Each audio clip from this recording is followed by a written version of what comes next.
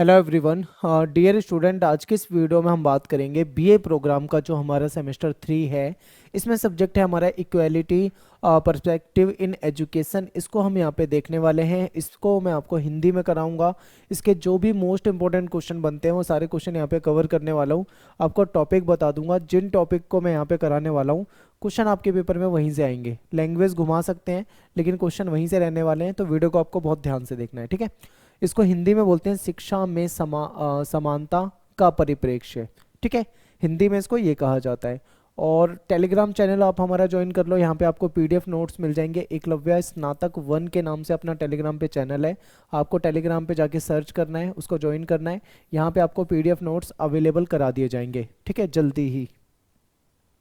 और ये आपका सब्जेक्ट जो था एजुकेशन इन प्लूरल सोसाइटी, ये ऑलरेडी हमने अपलोड कर दिया है हिंदी मीडियम में, ठीक है। इंग्लिश वर्जन भी लाने वाले हैं इसका, तो आप इसको भी जरूर देख लें, क्योंकि ये जो सब्जेक्ट है इससे कहीं ना कहीं आपका ये वाला सब्जेक्ट भी मैच करता है। और कुछ क्वेश्चन मैंने देखे हैं जो यहाँ पे भी आ रखे हैं और सेम क्वेश्चन दूसरे सब्जेक्ट में भी आ रखे हैं, यानी कि काफ़ी ज़्यादा मिलते जुलते सब्जेक्ट हैं। तो आपको ये वीडियो जरूर देखनी है। चलिए स्टार्ट करते हैं वीडियो को। सबसे पहला टॉपिक जो लेकर आया हूँ मैं वो है सामाजिक असमानता, ठीक है। अब ये जो सामाजिक असमानता है इसमें से आपके पेपर में क्वेश्चन आ सकता है। अब क्वेश्चन लास्ट ईयर क्या आया हुआ है इसको देख लेंगे।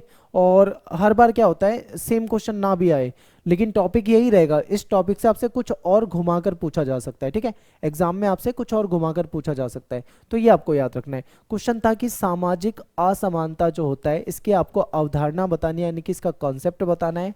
और आपको ये बताना है कि भारतीय संविधान जो हमारा संविधान है वो किस प्रकार से सामाजिक, आर्थिक और सांस्कृतिक जो असमानता है उसको संबोधित करता है, ठीक है। ये क्वेश्चन पूछा हुआ है, तो मैं आपको इससे रिलेटेड आंसर बताता हूँ। और बहुत ध्यान से देखना, क्योंकि जो जो टॉपिक बन सकते हैं वो सारे मैंने इसमें कवर कर दिए हैं।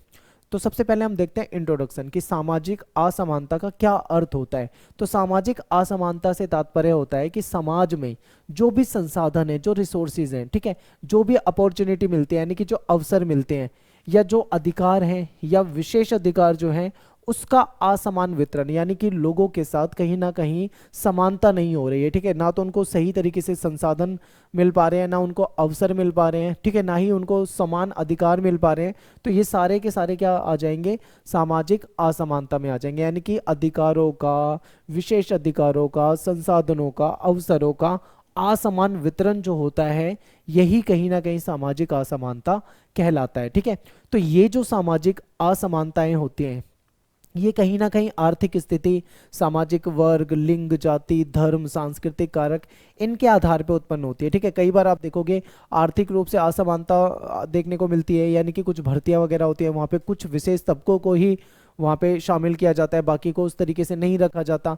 तो यहाँ पे भेदभाव दिख जाता है। कई जगह सामाजिक वर्गों के साथ ऐसा हो जाता है, कुछ सामाजिक वर्गों को उच्च माना जाता है, उनको अधिक वैल्यू दी जाती है, ठीक है। ऐसे लिंग के आधार पे भी कई जगह पे भेदभाव होता है, पुरुष और महिला के बीच में जाति को लेकर भेदभाव हो जाता है। ये सभी असमानता को दिखाते हैं, ठीक है, यही आधार बनते हैं। फिर इनसे सामाजिक भेदभाव होता है। आप सभी जानते हैं कि सामाजिक भेदभाव होगा, बहिष्करण होता है, ठीक है, बहिष्कार कर दिया जाता है।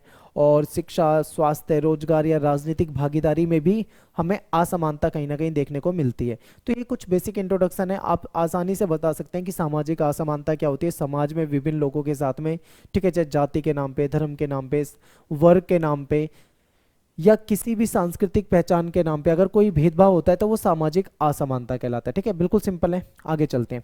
अब देखिए सामाजिक जो असमानता है इसके क्या रूप हो सकते हैं। तो देखिए, या तो या आपको आर्थिक असमानता के रूप में दिखेगी समाज में, या सांस्कृतिक असमानता के रूप में भी दिख सकती है, राजनीतिक असमानता के रूप में भी दिख सकती है, और एजुकेशन जो होती है उसकी असमानता के रूप में भी दिख सकती है। आर्थिक असमानता देखें तो धन के आधार पे, आय के आधार पे, ठीक है, आर्थिक संसाधनों में अंतर आपको देखने को मिलेगा। तो ये इसके कारण हो सकते हैं, ठीक है। आप देखोगे समाज में जो लोग रहते हैं कहीं ना कहीं उनके बीच में आपको समानता नहीं दिखेगी, ठीक है। कुछ लोग ऐसे होंगे जो बहुत अमीर होंगे, जिनके पास धन बहुत ज़्यादा होगा, ठीक है, लेकिन कुछ लोग ऐसे होंगे जिनके पास अपनी जो डेली लाइफ के जो यूजेस होते हैं उसको भी यूज़ भी नहीं कर पाते, इतना भी उनके पास पैसा नहीं होगा, ठीक है, बहुत कम पैसा होगा। आय भी आपको डिफरेंट दिखेगी, किसी की इनकम आपको बहुत ज़्यादा दिखेगी तो किसी की इनकम आपको काफ़ी कम दिखेगी, ठीक है।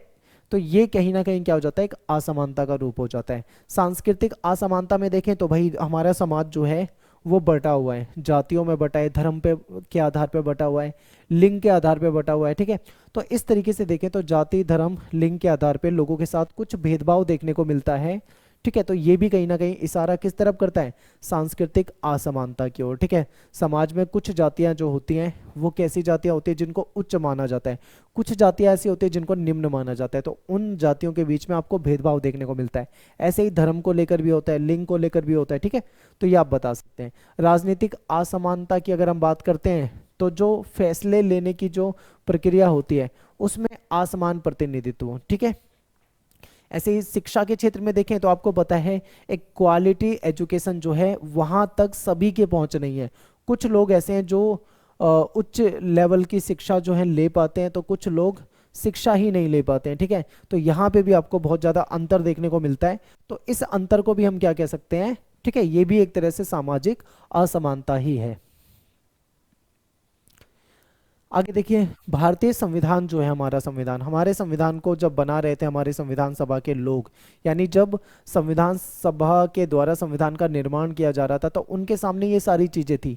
ये जो हम यहाँ पे पढ़ चुके हैं, हमारे संविधान निर्माता इन सभी चीजों को समझते थे कि किस प्रकार से हमारे समाज में भेदभाव होता है। तो उन्होंने इन सब समस्याओं को ध्यान में रख के संविधान का निर्माण किया था। और संविधान में ये जो सामाजिक असमानता है, ठीक है, ये जो सामाजिक, सांस्कृतिक, आर्थिक असमानता है, इसका समाधान निकाला, यानी सभी को समान माना, ठीक है। और कैसे कैसे क्या क्या करा उसको ध्यान से देखते हैं। तो यहाँ पे मौलिक अधिकार देखते हैं जो कि हमारे संविधान के भाग 3 में है। तो मौलिक अधिकारों में जो आपका आर्टिकल 14 है वो क्या कहता है, ये सबको समानता की बात करता है, ठीक है। ये कहता है कि कानून के सामने सभी जो हैं वो समान हैं, कानून का सभी को समान संरक्षण मिलेगा, ठीक है। ये हमारे संविधान में क्लियर किया गया है। फिर हमारा आता है आर्टिकल 15। इसमें धर्म, जाति, लिंग या स्थान या जन्म स्थान के आधार पे किसी के साथ कोई भेदभाव नहीं होगा, इसको ये प्रतिबंधित करता है। क्योंकि सभी संविधान निर्माता जानते थे कि हमारे समाज में क्या होता है, सोसाइटी में क्या होता है, जाति को लेकर, धर्म को लेकर, लिंग को लेकर भेदभाव होता है, ठीक है। तो ये भेदभाव खत्म करने के लिए उन्होंने आर्टिकल 15 में ये प्रावधान कर दिया था कि किसी के साथ भी किसी भी प्रकार का भेदभाव नहीं किया जाएगा, ठीक है। आर्टिकल 16 में अगर हम देखें तो सार्वजनिक रोजगार में अवसर की समानता, ठीक है, जो नौकरियां निकलेंगी, सरकारी नौकरियां जो होंगी, उसमें सभी को समान अवसर मिलेंगे, ठीक है। सभी लोग उसमें क्या कर सकते हैं, पार्टिसिपेट कर सकते हैं, एग्जाम दे सकते हैं, और जिसके अच्छे मार्क्स आएंगे, जो उसको क्वालिफाई करेगा, वो जॉब को प्राप्त करेगा, ठीक है। तो ये क्लियर कर दिया गया है। लेकिन आप यहाँ पे कुछ बच्चे मुझे ये कह सकते हैं कि सर फिर SC ST OBC को आरक्षण क्यों दिया गया है, अगर आरक्षण दे रखा है तो फिर समानता किस बात की है, ठीक है। तो वो आरक्षण इसलिए दिया गया था क्योंकि जिनको वो आरक्षण दिया गया है वो एक ऐसी कम्युनिटी से आते हैं जो हमेशा दबे कुचले रहे हैं, ठीक है, समाज में उस लेवल पे वो नहीं थे, इस कारण से ही आरक्षण दिया गया था। तो आप ये कह सकते हो। फिर आर्टिकल 17 जो है ये इंपॉर्टेंट है, छुआछूत को समाप्त करने की बात की गई है कि छुआछूत, अस्पृश्यता पूरी तरीके से समाप्त कर दी जाएगी। आर्टिकल 19 में देखोगे तो अभिव्यक्ति की हमको स्वतंत्रता है, ठीक है, हम अपने विचारों को अभिव्यक्त भी कर सकते हैं। तो ये सारी चीजें हमारे संविधान ने देखा कि समाज में बहुत सारी असमानता है, ठीक है, संविधान निर्माताओं ने इस चीज को देखा और फिर उन्होंने क्या करा, इन सारी असमानताओं को दूर करने के लिए हमारे संविधान में निम्न प्रावधान डाल दिए जो कि आप यहाँ पे देख रहे हो, जो कि असमानता को समाप्त करते हैं। तो आप मुझे कमेंट में बताइए, क्या इन सभी प्रावधानों के लागू होने के बाद भी समाज से असमानता खत्म हुई है या नहीं हुई है? आपके नजरिए से आप मुझे कमेंट में बताइए। आगे चलते हैं। फिर राज्य के नीति निर्देशक सिद्धांत को देखें जो कि भाग 4 में दे रखे हैं। तो यहाँ पे आपके कल्याणकारी सामाजिक व्यवस्था की बातें की गई है, यहाँ पे समान काम के लिए समान वेतन की बात की गई है, ठीक है। और SC ST जो हैं, OBC जो हैं, इनको शैक्षिक और आर्थिक हितों को बढ़ावा देना, इनको एजुकेशन प्रोवाइड कराना, ये सारी बातें हमारे संविधान में की गई है। तो कहीं ना कहीं यहाँ से भी सामाजिक असमानता को दूर करने का प्रयास किया गया है। फिर आरक्षण नीति की बात कर लेते हैं। तो राज्य जो है वो सामाजिक और शैक्षिक रूप से जो पिछड़े वर्ग हैं, जिसमें आपके SC ST OBC गरीब वर्ग जो है वो आ जाते हैं, ठीक है। तो इनके लिए विशेष प्रावधान दिए गए हैं। इसको हम ऑलरेडी क्या कर चुके हैं, डिस्कस कर चुके हैं। जो और इसके अलावा अगर हम राजनीतिक रूप से देखें तो हमारी संसद हो गई या जो राज्य की विधानसभा हो गई, यहाँ पे भी SC ST के लिए सीटें जो हैं वो क्या होती है, आरक्षित की गई हैं। तो ये हमारे संविधान के द्वारा क्या हुए हैं, कुछ प्रावधान किए गए हैं। इसके अलावा सामाजिक कुरीतियों का उन्मूलन, आपको पता है मानव तस्करी की जाती थी, बंधुआ मजदूरी कराई जाती थी, तो ये सब हमारे संविधान ने क्या कर दिया है, बैन कर दिया है। खतरनाक जो उद्योग होते हैं जहाँ पे जान का रिस्क होता है, ऐसी जगह पे जो छोटे बच्चे हैं उनसे काम नहीं करवाया जाएगा, ठीक है। बाल श्रम को पूरी तरीके से प्रतिबंधित कर दिया है संविधान ने। और अल्पसंख्यक जो है उनको उनकी संस्कृति, भाषा, उनका कल्चर, उसको संरक्षित करने का अधिकार मिला हुआ है, ठीक है। तो ये सारी बातें जो हम यहाँ पे देख रहे हैं ना, ये वो हैं जिसके द्वारा हमारा जो संविधान है, हमारे संविधान कहीं ना कहीं इन असमानताओं को, सामाजिक असमानताओं को दूर करने का प्रयास करता है। ये सारे पॉइंट आपको यहाँ पे बता दिए हैं। तो यहाँ पे अपना पहला क्वेश्चन हो जाता है। अब बात कर लेते हैं क्वेश्चन नंबर सेकंड की। दूसरा क्वेश्चन देखिए, एक क्वेश्चन आपके पेपर में ये जरूर आता है कि पूर्व औपनिवेशिक काल की शिक्षा प्रणाली बतानी है, ठीक है। औपनिवेशिक काल कौन सा है, जब हमारे देश में अंग्रेज आते हैं, भारत को अपना गुलाम बना लेते हैं, ठीक है। लगभग लगभग 200 साल तक अंग्रेजों ने हमारे यहाँ पे शासन किया। उस शासन से पहले, अंग्रेजों का टाइम नहीं पूछा जा रहा, अंग्रेजों का जो शासन था वो औपनिवेशिक काल था, ठीक है। यहाँ पे बात की जा रही है पूर्व, यानी औपनिवेशिक काल से पहले, यानी अंग्रेजों से पहले किसका शासन था, आप कहोगे मुगल का शासक था।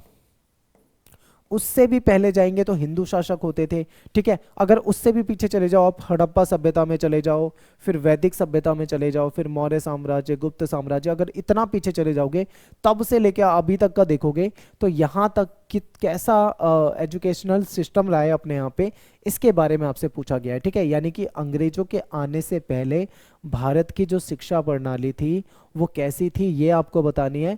और इसमें केवल मुगल के टाइम का नहीं बताना, मुगलों से पहले का, आप वैदिक सभ्यता के टाइम से बता सकते हो, ठीक है। तो ये आपके पेपर में क्वेश्चन आया हुआ है, आपको ये बताना है। और हो सकता है ये दोबारा आ जाए, और दोबारा आएगा तो थोड़ी बहुत लैंग्वेज चेंज कर देंगे, टॉपिक यही रहना है। तो अगर जो आंसर मैं आपको बता रहा हूँ, अगर आप इसको ध्यान से देख लो, समझ लो, तो आप पेपर में आराम से कर पाओगे, ठीक है। बिल्कुल सिंपल है, कोई दिक्कत आपको नहीं आएगी। तो चलिए देखते हैं। सबसे पहले हम इसका इंट्रोडक्शन समझ लेते हैं थोड़ा सा। क्या होता है कि अक्सर ऐसा माना जाता है कि जो हमारी जो शिक्षा प्रणाली है, हमारा जो एजुकेशनल सिस्टम है, वो ब्रिटिश उपनिवेशवाद की देन है, ठीक है। यानी कि जो अंग्रेज हमारे देश में आए, ब्रिटिश उपनिवेश हुआ, उसने हमको एजुकेशन दी है, यानी एजुकेशन सिस्टम अंग्रेजों ने हमको दिया है, ऐसा माना जाता है, ठीक है। क्या ये सही है, तो हमारा जवाब होगा नहीं। क्या अंग्रेजों के आने से पहले हमारे यहाँ पे एजुकेशन नहीं थी, एजुकेशनल सिस्टम नहीं था, तो हम कहेंगे हम उससे पहले भी एजुकेशन थी। भाई हमारे यहाँ पे अंग्रेजों के आने से पहले भी तो शिक्षा होती थी। तो ये जो माना जाता है ना, ये गलत है, ठीक है। तो हम ये कह सकते हैं कि ऐसा नहीं है। भारत में शिक्षा जो है वो वैदिक काल से ही मुख्य रही है, शिक्षा को बहुत महत्व दिया जाता है। भारत में विदेशों से लोग शिक्षा ग्रहण करने के लिए आते थे। आप तक्षशिला के बारे में आपने पढ़ा होगा, आपने नालंदा यूनिवर्सिटी के बारे में पढ़ा होगा, तो आपको पता होगा कि भारत में शिक्षा प्राप्त करने के लिए कहाँ कहाँ से, चाइना की तरफ से, जापान की तरफ से लोग आते थे। तो अंग्रेजों ने हमें एजुकेशनल सिस्टम दिया, ये गलत है, याद रखना। अब थोड़ा सा हम इसको और बैकग्राउंड में चलते हैं, पीछे चलते हैं, और एक एक करके सारी चीज़ों को समझने की कोशिश करते हैं, ठीक है। तो देखिए, पूर्व औपनिवेशिक भारत में शिक्षा प्रणाली सांस्कृतिक, धार्मिक और सामुदायिक परंपराओं में गहराई से निहित होती थी। देखिए, पहले जो हमारे यहाँ पे एजुकेशन सिस्टम होता था, उसमें कहीं ना कहीं आध्यात्म की बातें होती थी, धर्म की बातें होती थी, राजनीति की बातें होती थी, ठीक है। तो इस तरीके से होता था, धार्मिक शिक्षा भी होती थी। भारत में आप व्याकरण देख लो, धर्म देख लो, तर्क शास्त्र, साहित्य, ये सब कुछ पढ़ा जाता था, पहले से ये सब पढ़ाया जाता था, ठीक है। तो ये मत सोचना कि अंग्रेजों के टाइम ही एजुकेशनल सिस्टम आया, उससे पहले सब कुछ हमारे यहाँ पे था। बस क्या है, अंग्रेजों में के टाइम पे जो विद्यालय हुए और पहले के जो विद्यालय थे, सिस्टम थोड़ा अलग था, लेकिन एजुकेशन तो पहले भी थी, ठीक है। तो देखते हैं शिक्षा प्रणाली की कुछ विशेषताएं जो हैं, इसको समझते हैं। सबसे पहले बात कर लेते हैं हम शिक्षा के संस्थान, यानी जहाँ पे आपको एजुकेशन दी जाती थी पहले के समय में, उन संस्थान के बारे में देख लेते हैं। तो पहले क्या होते थे, पहले गुरुकुल होते थे, है ना, हमने गुरुकुल के बारे में पढ़ा था ना, ठीक है। तो ये आवासीय विद्यालय होते थे जहाँ पे छात्र गुरु के साथ रहते थे और वैदिक अध्ययन करते थे, वेदों का अध्ययन करते थे, फिलॉसफी को पढ़ते थे, ठीक है। नैतिकता पर जोर दिया जाता था और इसको सभी लोग वहीं पे पढ़ते थे। तो गुरुकुल सिस्टम होता था हमारे यहाँ पे, ठीक है। तो ये आपको याद रखना है। तो ये इस तरीके के शिक्षण संस्थान थे। फिर कुछ पाठशालाएं भी होती थी, यानी गांव में जो लड़के लड़कियां होते हैं उनके लिए जो स्कूल होते हैं उसको पाठशालाएं कहा जाता था। यहाँ पे पढ़ना लिखना गणित सीखा जाता था, स्थानीय भाषाओं की शिक्षा दी जाती थी, ठीक है। और औपचारिक सामुदायिक वित्त पोषित होती थी, यानी कि ये सामुदायिक रूप से इसका वित्त पोषण होता था पाठशालाओं का। जो राजा हो गए या फिर अन्य जो लोग हो गए वो सब मिला के पैसे देते थे जिससे कि ये स्कूल चलाए जाते थे, ठीक है। ये पाठशालाएं चलाई जाती थी और यहाँ से एजुकेशन लोगों को मिलती थी। मदरसे मकतब, फिर जब मुस्लिम आए, ठीक है, इस्लामी शिक्षा दी जाने लगी तो उसके फिर मदरसे आने लगे। तो इस्लामी शिक्षा के केंद्र जो होते हैं जहाँ पे कुरान का अध्ययन कराया जाता है, अरबी फारसी गणित ज्योतिष और कानून वगैरह पढ़ाया जाता है, तो ये मदरसे मकतब जो होते हैं इनमें पढ़ाया जाता था। तो ये भी एजुकेशनल सिस्टम का एक पार्ट है, ये भी आपको याद रखना है, ठीक है। आगे देखिए मंदिर और मठ। बौद्ध मठ की बात करें, अगर हम नालंदा की बात करें, विक्रमशिला की बात करें और हिंदू मंदिर में भी देखें तो यहाँ पे भी उच्च शिक्षा का केंद्र के रूप में जाने जाते हैं कि यहाँ पे क्या होता था, धार्मिक शिक्षा वगैरह दी जाती थी। इंपॉर्टेंट है। पाठ्यक्रम की बात करते हैं, चलो एजुकेशन कहाँ दी जाती थी, हमने देखा गुरुकुल में पढ़ाया जाता था, मदरसे में पढ़ाया जाता था, और नालंदा वगैरह जैसी यूनिवर्सिटी थी यहाँ पे पढ़ाया जाता था, पाठशालाओं में पढ़ाया जाता था, ये तो पता लग गया। सिलेबस क्या होता था, करिकुलम क्या होता था, ये भी देख लेते हैं। पाठ्यक्रम क्या होता था, तो यहाँ पे धार्मिक और आध्यात्मिक ग्रंथ जैसे कि वेद हो गए, उपनिषद हो गए, कुरान हो गए, इन पे आधारित थी, यानी कि यहाँ पे धार्मिक शिक्षा दी जाती थी, ठीक है।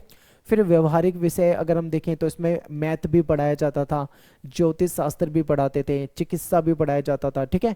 तर्क व्याकरण कला ये सारी चीज़ें यहाँ पे पढ़ाई जाती थी। फिर हस्तशिल्प कृषि व्यापार ये चीज़ें भी, यानी कि व्यावसायिक और कौशल जो होता था वो भी सिखाया जाता था। यानी कि ये मत समझना कि केवल पढ़ा दिया, बल्कि वहाँ पे व्यावसायिक भी सिखाया जाता था। ये उस जमाने के प्रोफेशनल कोर्स हुआ करते थे कि उनको हाथ का कुछ काम सिखाया जाता था, ठीक है। कृषि करना हो गया, व्यापार करना हो गया, हस्तशिल्प हो गया। उससे क्या होता था, उनके अंदर स्किल डेवलप की जाती थी कि भाई तुम एजुकेशन तो ले रहे हो, कुछ हाथ का भी काम सीख लो जिससे कल को तुम बाहर जाते हो तो रोजी रोटी कमा सको, ठीक है। अपना जीवन यापन करने के लिए रोजी रोटी कमा सकते हैं, इसके लिए स्किल भी इनको सिखाई जाती थी। फिर शिक्षण विधियां क्या होती थी कि टीचिंग के मेथड क्या होते थे, किस तरीके से पढ़ाया जाता था। तो एक होती थी मौखिक परंपरा, याद रखना, ज्ञान को मौखिक रूप से याद करके सुनाना, ठीक है, सुनकर आगे जो बढ़ाया जाता था। इसको वैदिक अध्ययन में भी शामिल किया गया है। इसमें क्या होता था, मौखिक रूप से एक गुरु है, ठीक है, उस गुरु ने जो भी ज्ञान लिया है, जो भी पढ़ाई की है, वो अपने शिष्य को सिखा देगा मौखिक रूप से। गुरु जो है मौखिक रूप से बोलकर बताएगा, शिष्य उसको समझेगा, याद कर लेगा, फिर वो अपने आगे मान लो वो भी कल को गुरु बन जाता है तो वो अपने शिष्य को सिखा देगा। तो इस तरीके से एक मौखिक परंपरा होती थी जिसमें ज्ञान को सुनकर समझकर आगे बढ़ाया जाता था। इसको मौखिक परंपरा कहते हैं, ये टीचिंग मेथड है। दूसरा है लिखित ग्रंथ। जो उन्नत छात्र हैं उनके लिए हस्तलिखित पांडुलिपि यानी मैन्युस्क्रिप्ट, हाथ से लिखी हुई जो किताबें होती हैं, पुस्तक होती हैं, जो टिप्पणियां होती हैं, टीका का मतलब है टिप्पणी, कमेंट्स, इसका उपयोग किया जाता था, ठीक है। तो मौखिक परंपरा तो हो गई, लिखित ग्रंथों का भी इस्तेमाल किया जाता था। गुरु शिष्य संबंध, शिक्षा जो थी वो व्यक्तिगत थी और नैतिक मार्गदर्शन पे जोर दिया जाता था, लोगों को अच्छी बातें सिखाई जाती थी, ठीक है, इस पे शिक्षा होती थी। अब ये जो एजुकेशन है इसकी संरचना कैसी है, इसका स्ट्रक्चर क्या है और उसकी पहुंच कैसी है, ये भी याद रखना है। तो देखिए, स्थानीय और लचीली प्रणाली थी सबके लिए, जो सामुदायिक आवश्यकताओं के अनुसार अनुकूलित थी। विशेष अधिकार प्राप्त वर्ग के लिए शिक्षा जो है वो, यह प्रणाली मुख्यतः ऊंची जाति और धनी वर्गों तक ही सीमित थी। ये भी एक कमी माना जाता है उस समय में एजुकेशन सिस्टम का, कि शिक्षा तो थी लेकिन शिक्षा जो थी वो ऊंची जातियों के लिए, जो धनी वर्ग होते हैं उन सब के लिए ज़्यादा मुख्य होती थी, बाकी सभी को शिक्षा नहीं मिल पाती थी, ऐसा भी कहा जाता है। लैंगिक असमानता भी थी कि महिलाओं के लिए शिक्षा के जो अवसर थे वो दुर्लभ थे, उतने ज़्यादा अवसर उपलब्ध नहीं थे महिलाओं के लिए, ठीक है। सिवाय कुछ कुलीन परिवार में, कुछ अमीर परिवार होते थे, कुछ ताकतवर परिवार होते थे, वहां पे तो महिलाओं के लिए शिक्षा मिल जाती थी, ठीक है, लेकिन सभी परिवारों की महिलाओं को शिक्षा नहीं दी जाती थी, ऐसा भी कहा जाता है। वित्त पोषण, अब ये जो हमारे एजुकेशनल इंस्टीट्यूट है, चाहे वो आपका कोई यूनिवर्सिटी, नालंदा यूनिवर्सिटी जैसी हो जाए, या पाठशालाएं हो जाए, मदरसे मकतब हो जाए, ठीक है, जो भी हमने पढ़ा है। तो इनका वित्त पोषण कैसे होता था, यानी फंड कहाँ से मिलता था इनको जिससे ये चलते थे इंस्टीट्यूशन। तो इसके लिए सामुदायिक योगदान होता था, सभी लोग इसको योगदान देते थे। धनी संरक्षक यानी धनी लोग जो होते थे वो उनका संरक्षण करते थे। धार्मिक संस्थाओं से भी वित्त पोषित होते थे, धार्मिक संस्था जो थी वो भी पैसा देती थी, फंड देती थी, जिससे ये चलते थे। फिर गुरुकुल या फिर जो मठ है, ये राजाओं के द्वारा, व्यापारियों के द्वारा, जमींदारों के द्वारा जो दान मिलता था उस दान पे निर्भर होते थे, ठीक है। तो वहां से इनको फंडिंग होती थी और जिससे ये चलाए जाते थे। अब पूर्व औपनिवेशिक जो शिक्षा प्रणाली है, ठीक है, इसकी ताकत देखते हैं कहाँ से मतलब ये चल रहा था। तो धार्मिक और सांस्कृतिक और धार्मिक संरक्षण जो मैंने अभी बताया आपको, ठीक है। तो यहाँ पे क्या था, भारतीय संस्कृति, परंपराएं और धार्मिक प्रथाओं की निरंतरता बनाए रखती थी। यहाँ पे क्या होता था कि जो राजा वगैरह होते थे, ताकतवर लोग होते थे, जमींदार होते थे, व्यापारी होते थे, वो सब उसको धन दिया करते थे, ठीक है। यहाँ पे व्यावसायिक और व्यवहारिक प्रशिक्षण होता था, लोगों को हाथ के काम सिखाए जाते थे, हस्तशिल्प हो गया, कृषि, व्यापार, कौशल, ये सारी चीजें सिखाई जाती थी, ठीक है। और यहाँ पे आध्यात्मिक एजुकेशन दी जाती थी, धर्म के बारे में पढ़ाया जाता था, और अनुशासन बहुत महत्वपूर्ण होता था, ठीक है। टीचर के प्रति सम्मान पे जोर दिया जाता था, शिक्षकों के प्रति, और सामुदायिक कर्तव्य की भावना को बढ़ावा दिया जाता था कि स्टूडेंट जो आता है उसको नैतिक शिक्षा भी दी जाती थी कि ताकि वो समुदाय में जाता है कल को तो वो अच्छा व्यवहार करे सबके साथ, ठीक है। तो ये सब यहाँ पे होता था। पूर्व औपनिवेशिक शिक्षा प्रणाली की ना कुछ कमियां भी थी। अब आपके यहाँ तक तो हमारा क्वेश्चन का आंसर हो गया है, क्वेश्चन में आपसे जो पूछा है वो यहीं तक लिखना था, इसके आगे नहीं लिखना था। लेकिन टॉपिक सेम रहता है, लेकिन कभी कभी क्वेश्चन की लैंग्वेज को घुमा के अलग पूछ लिया जाता है। मान लीजिए इस बार आपके एग्जाम में क्वेश्चन आ जाए, पूर्व औपनिवेशिक शिक्षा की जो प्रणाली है उसकी कुछ कमियां बताइए, ठीक है। तब आप क्या कहोगे, क्वेश्चन तो आपके लिए बिल्कुल डिफरेंट हो गया। अभी तक जो मैंने आपको बताया है वो तो सिस्टम बताया, ऐसा था ऐसा था ऐसा था। अब हम इसकी कुछ कमियां भी देख लेते हैं भाई, इसकी कुछ कमियां भी थी, ठीक है। देखिए कमियां क्या थी, सामाजिक बहिष्करण, यानी एजुकेशन जो थी वो ऊंची जातियों तक सीमित थी, ठीक है। दलित हो गए या हाशिए पे जो समूह हो गए, ज्यादातर महिलाएं जो है उसको इससे बाहर रखा जाता था। यानी कि अमीर लोगों को तो शिक्षा मिल जाती थी, लेकिन जो गरीब थे, दलित थे, ठीक है, नीची जाति के थे या महिलाएं थी, इनको नहीं मिलती थी। फिर जाति व्यवस्था ने असमानता को बढ़ावा दिया था। आप जानते हैं हमारे यहाँ पे जाति प्रथा थी, जातियों के साथ भेदभाव होता था, कुछ जाति ऊंची मानी जाती थी, कुछ नीची मानी जाती थी, तो भेदभाव था। इस कारण लोगों के लिए शिक्षा तक पहुंच जो थी वो कहा जाता है कि सीमित थी, सबको शिक्षा नहीं मिल पाती थी, ठीक है। तो ये पॉइंट आप बताओगे। दूसरा है लैंगिक असमानता, ठीक है। हमारा समाज जो है आप सभी जानते हैं कि पुरुष प्रधान समाज है, तो पुरुष जो है उसको तो शिक्षा दी जाती है, लेकिन जो महिला है उसको उस लेवल पे शिक्षा नहीं दी जाती है। तो ये हमारे यहाँ पे कमी रही है। फिर विकेंद्रीकरण और असंगठित संरचना को देखें तो यहाँ पे क्या मिलता है कि जो केंद्रीय प्राधिकरण की अनुपस्थिति के कारण, कोई केंद्रीय प्राधिकरण नहीं होता था, कोई केंद्रीय बोर्ड नहीं होता था, तो उसके कारण जो पाठ्यक्रम है या जो मूल्यांकन है उसमें एक रूपता की कमी है। सभी जगह पे एजुकेशन सेम नहीं थी, सबका एग्जाम लेने का तरीका या जो भी उस समय में पैटर्न था वो सेम नहीं था, ठीक है, क्योंकि कोई केंद्रीय प्राधिकरण नहीं होता। जैसे आज के समय में एक बोर्ड है, मान लीजिए सीबीएसई बोर्ड है। अब सीबीएसई बोर्ड है तो वो पूरे देश के लिए काम करेगा, ठीक है। जहां पे भी सीबीएसई बोर्ड चलेगा तो वो क्या करेगा, मानक तय कर देगा, स्टैंडर्ड बना देगा, ये होना चाहिए, ऐसे होना चाहिए, रूल्स बना देगा। उस समय में कोई बोर्ड नहीं होता था तो सब जगह पे सेम चीजें नहीं हो पाती थी, ठीक है। ठीक है, एक सेकंड, ये गलत हो गया।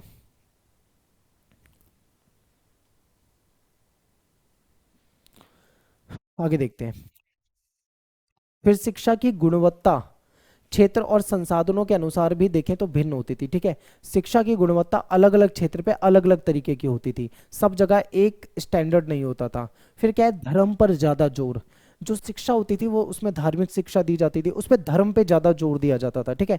धार्मिक और आध्यात्मिक अध्ययन जो था वो हावी था शिक्षा पे, जबकि विज्ञान हो गया, टेक्नोलॉजी हो गया, अर्थशास्त्र हो गया, ऐसे विषय की थोड़ी उपेक्षा की जाती थी, इसको इग्नोर किया जाता था, ज्यादातर धर्म पढ़ाया जाता था। तो ये इसकी क्या हो जाती है, कुछ कमियां हो जाती है, ठीक है। फिर क्या है, संरक्षणता, संरक्षण पे निर्भरता है इनकी। अब क्या है, जैसे इनको इंस्टीट्यूशन को चलाने वाले कौन लोग हैं, उनको चलाने वाले हैं राजा, जो कुलीन लोग हैं, अमीर लोग हैं वो, या धनी व्यक्ति हो गए, व्यापारी वगैरह हो गए, कहीं ना कहीं ये जो इंस्टीट्यूट थे इन पे निर्भर होते थे। ये लोग जब पैसा देंगे, फंड देंगे, तब जाके एजुकेशनल सिस्टम हमारा चलेगा। तो ये हम कहें तो कहीं ना कहीं ये एक तरह से सही नहीं था, ठीक है, ये कह सकते हो आप। फिर क्या है, व्यवहारिक अनुप्रयोग की कमी, यानी कि व्यावसायिक शिक्षा मौजूद थी लेकिन इसे मुख्य धारा की शिक्षा में व्यवस्थित रूप से शामिल नहीं किया गया था, ठीक है, सबको नहीं मिल पाता था व्यावसायिक शिक्षण। और वैज्ञानिक और अनुभवजन्य विधियां जो होती थी उस समय में कम विकसित थी, आज के जैसी टेक्नोलॉजी भी नहीं होती थी। फिर महिलाओं का सशक्तिकरण नहीं था, क्योंकि समाज जो है वो पुरुष प्रधान समाज है, तो पुरुषों को ज़्यादा महत्व दिया जाता था, महिलाएं उतनी ताकतवर नहीं थी, ठीक है। तो हमारी शिक्षा प्रणाली ने पितृसत्तात्मक मूल्यों को मजबूत किया, जिससे महिलाओं की बौद्धिक और व्यावसायिक क्षेत्रों में भूमिका जो थी वो सीमित हो गई थी, ठीक है। तो ये आपको बता, अब हमें ना कुछ उदाहरण भी देखने, एग्जाम्पल देखने हैं, ठीक है। तो देखिए कुछ उदाहरण देखो। नालंदा विश्वविद्यालय बिहार में स्थित था, बौद्ध मठ और शैक्षिक केंद्र है जहाँ पे अलग अलग विषयों को उच्च लेवल पे इसका अध्ययन कराया जाता था। चाइना से, तिब्बत से, कोरिया से, दक्षिण पूर्व एशिया से जो स्टूडेंट होते थे, ठीक है, वो कहीं ना कहीं इसकी तरफ आकर्षित हुए, वो यहाँ पर आए, विद्वान लोग भी यहाँ पर आए। इसी तरीके से एक तक्षशिला यूनिवर्सिटी है, ठीक है, तक्षशिला विश्वविद्यालय, ये आज के समय में पाकिस्तान में है। यहाँ पे चिकित्सा पढ़ाया जाता था, कानून के बारे में पढ़ाया जाता था, सैन्य रणनीति पढ़ाया जाता था, फिलॉसफी पढ़ाई जाती थी, ठीक है। तो ये सारे सब्जेक्ट जो है यहाँ पे पढ़ाए जाते थे, इसका ये मुख्य केंद्र होता था। गांव की पाठशालाएं आप बता सकते हो, जहाँ पे जो बेसिक एजुकेशन जो थी वो मिल जाती थी। अंक गणित मैथ वगैरह यहाँ पे सिखा दी जाती थी, ठीक है, प्राइमरी लेवल की एजुकेशन यहाँ मिल जाती थी। मदरसे होते थे जहाँ पे इस्लामी शिक्षा दी जाती थी, ठीक है, जहाँ पे इस्लामी धर्म के बारे में बताया जाता था। आधुनिक शिक्षा से अगर हम तुलना करें, पेपर में ये भी पूछ सकते हैं कि जो पूर्व औपनिवेशिक जो शिक्षा थी और आज की जो शिक्षा है उसके बीच में अगर हम कंपेयर करें तो ये भी पूछा जा सकता है, ठीक है। तो हर तरह का क्वेश्चन जो आपसे पूछा जाएगा वो मैंने यहाँ पे बताया। अगर आज के समय से तुलना करें तो वो कैसे आप तुलना करोगे, आप बताओगे समावेशिता वेशिता। आज के समय में क्या होती है, समावेशी शिक्षा पे ज्यादा जोर दिया जाता है। समावेशी शिक्षा में क्या होता है, अलग अलग प्रकार के लोग एक साथ बैठ के पढ़ते हैं, ठीक है। इसमें आप देखोगे आपकी क्लास में अलग अलग धर्मों के लोग हो सकते हैं, ठीक है, अलग अलग जातियों में बटे हुए स्टूडेंट हो सकते हैं, ठीक है, हर तरह के लड़के लड़कियां जो हैं वो साथ में पढ़ते हैं। तो इसको समावेशी शिक्षा कहते हैं, जो उस समय में अवेलेबल नहीं होती थी, ठीक है। आज के समय में जो चीज़ अवेलेबल है वो उस समय में नहीं होती थी। फिर केंद्रीयकरण, आज के समय में क्या है, एक बोर्ड होता है, वो एक सिलेबस बनाता है, वो सिलेबस पूरे देश में या पूरी यूनिवर्सिटी जिसके लिए बनाता है वहाँ पे चलता है, सेम सिलेबस होता है, ठीक है। तो ये सारी चीज़ें होती है, पूरा उसका एक स्टैंडर्ड तय किया होता है, जो कि पहले के समय में अगर देखें तो वो नहीं होता था, ठीक है। धर्मनिरपेक्षता, पहले के समय में जो शिक्षा होती थी वो धार्मिक होती थी, उसमें आपको वेद पुराण वगैरह पढ़ाए जाते थे। मदरसों में जाएं तो वहाँ पे कुरान वगैरह पढ़ाई जाती थी, ठीक है। लेकिन आज के समय में जो शिक्षा है वो धर्मनिरपेक्ष है। यहाँ पे क्या है, आपको इसके अलावा, धर्म के अलावा भी अन्य कई सारे विषय पढ़ाए जाते हैं आज के समय में। तो ये था हमारा क्वेश्चन नंबर सेकंड। अब हमारा अगला क्वेश्चन आता है, ये आएगा आपका समाज में असमानता, ठीक है। असमानता तो हम पहले से पढ़ चुके हैं। फिर दलित साहित्य, यहीं से एक क्वेश्चन बन जाता है दलित साहित्य। मान लीजिए समाज में असमानता ना पूछें तो दलित साहित्य अपने आप में एक टॉपिक है जहां से क्वेश्चन आता है। मैं आपको ये क्वेश्चन ना आगे भी दिखाऊंगा, ये आया हुआ है पेपर में। फिर असमानता तो हमने पढ़ा, चलो हमने क्वेश्चन नंबर फर्स्ट में असमानता पढ़ा था, ठीक है।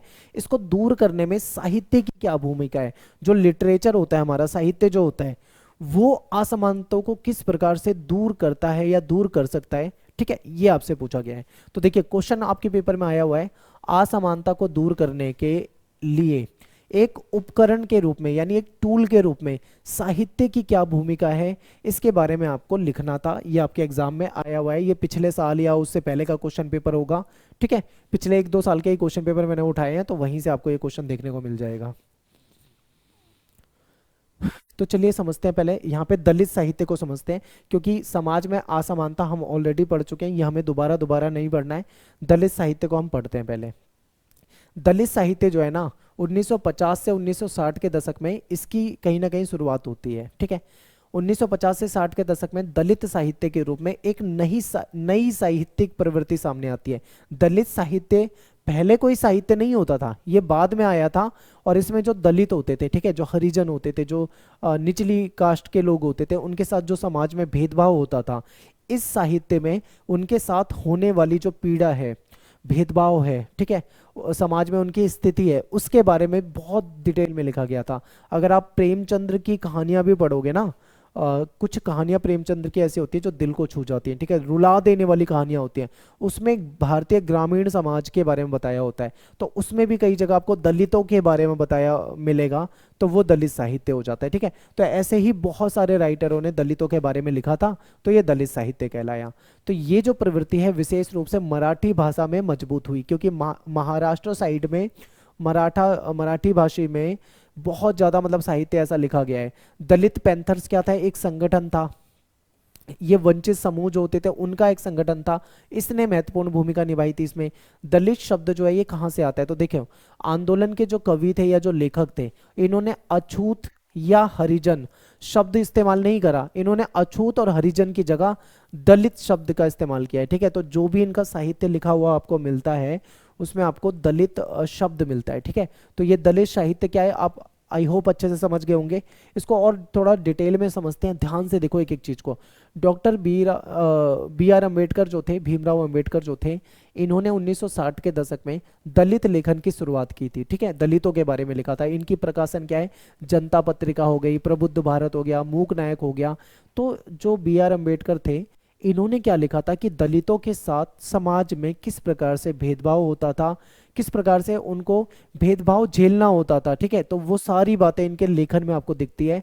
तो इन पत्रिकाओं ने अछूतों पर जो आधारित जो कविताएं थी, जो कहानियां थी, ये प्रकाशित की थी, ठीक है। फिर एक मराठी लेखक थे, इनका नाम है बंधु मानव। क्या ये नाम आप याद रख पाओगे, तो याद रखना इसे, बंधु मानव। इन्होंने भी क्या, इनकी जो भी रचनाएं हैं उसमें जो दलित लोग हैं उनके जो जीवन की वास्तविकता है, जो उनके जीवन की सच्चाई है, वो इसमें उजागर की गई थी, ठीक है। फिर इसके बाद अगला है आंदोलन का विस्तार। दलित साहित्य जो है, ये आंदोलन जो है पूरे भारत में तेजी से फैल गया, क्योंकि 1950-60 के दशक में इनके बारे में लिखना शुरू हुआ था। बाद में आपको साउथ में, महाराष्ट्र साइड में तो आपको दिखेगा, फिर ये नॉर्थ इंडिया और दूसरी तरफ भी ये धीरे धीरे फैलने लगा था। ये साहित्य जो है सामाजिक राजनीतिक आंदोलन से प्रेरित हुआ। प्रेरणा स्रोत कौन है इसके, तो बी आर अम्बेडकर हो गए और ज्योतिबा फुले हो गए, पेरियार हो गए। तो ये कहीं ना कहीं इसके लिए क्या हो जाते हैं, प्रेरणा के स्रोत हो जाते हैं, क्योंकि इन्होंने दलितों के साथ जो समस्याएं थी, जो दिक्कतें थी, उसके बारे में विस्तार से लिखा है, ठीक है। एक बहुत अच्छा एग्जाम्पल है जूठन। ये क्या है, ओम प्रकाश वाल्मीकि जो है, इनकी आत्मकथा है।